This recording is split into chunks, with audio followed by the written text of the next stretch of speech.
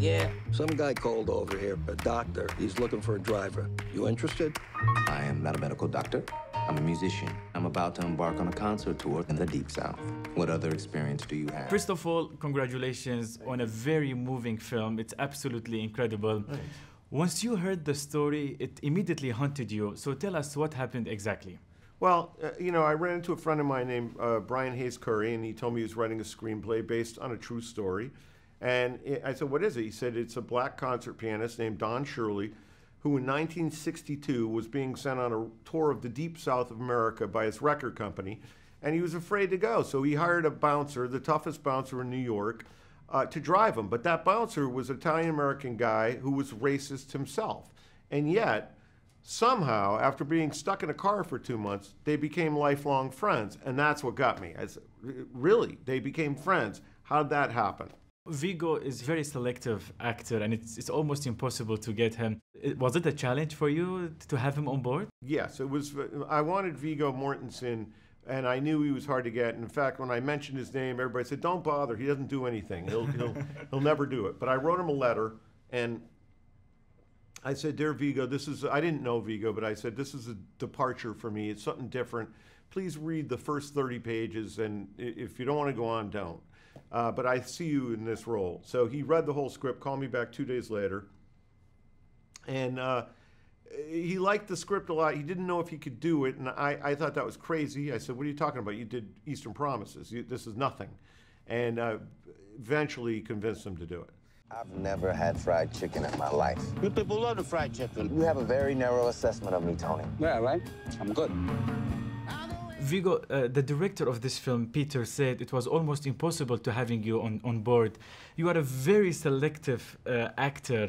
What dragged you and made you accept this project?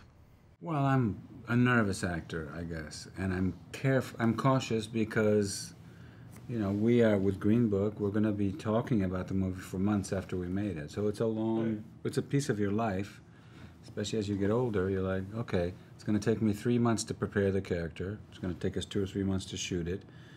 And then we're going to be on the road for 3 to 6 months talking about it, or at least 3 months.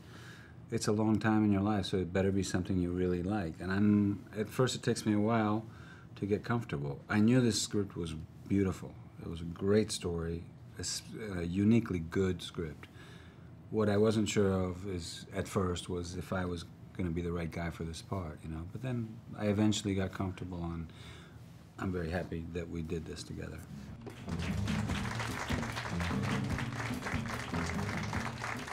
Mahershala, the way you played piano in this movie was impressive. How much efforts and preparations did you have to go through prior shooting this project? I worked with Chris Bowers for several months coming into it, and we approached it like how you have to approach stunts, and playing music on that level is like doing really challenging, extraordinary stunts. And so we all sort of played our part in being able to pull that off so that the audience wasn't necessarily distracted. Green Book will be part of the Cairo Film Festival. How do you feel about this? It's going to be premiering in the other part of the world. Do you wish to be there? It'd be great to be there. Yeah, it would be amazing. Like anywhere where the film pops up would be great to be there. Yeah. But we're just happy that people are sort of universally responding to the project, and I think wanting to see it, wanting to show it. Yeah. Right. Have you been to the Middle East? Oh, I haven't been. I worked in Cairo on a movie some long time, 1992, I think it was, and then I don't think I've been there since then, but I've worked in other parts, you know, Algeria, Morocco. Do you foresee any issues in working for a black man? You in the Deep South, there's gonna be problems. Did you guys feel emotional working on this project? Yeah, many times, and I feel emotional watching it.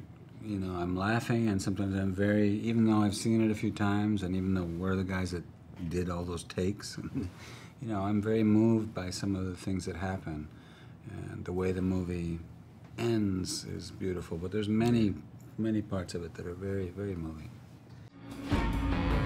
How does he smile and shake their hands like that? Because it takes courage to change people's heart. How did you ensure to cover all like the details of the real story? Well, we had a lot of audio tapes of Tony Lip telling the story. So we listened to those over and over, but I also had those letters from the movie. In fact, the actual story took place over a year. So we had 60-something letters, and lots of the letters were long and in-depth and gave us a lot of details. And then we also found some, information about Don Shirley and some audio tapes from him, and it was just, putting it together. And then, of course, there was dialogue we had to write to, fill in the gaps. This movie, Green Book, it has all the elements of Oscar-winning film. Did you really target you want to be a winner, an Oscar winner? Because everybody now is expecting you will get an Oscar, hopefully. Well, I honestly never thought any Oscar thing, and until we started screening the movie, and then people started telling us, hey, this is like an Oscar movie. Like, that hadn't occurred to me. We've never been, 25 years, I've never had an Oscar-type movie. So I didn't expect it here. I just was making a movie. But I'm glad it's getting the buzz, because I hope that draws people to go see it. So if I'm not black enough, and if I'm not white enough, then tell me, Tony, what am I?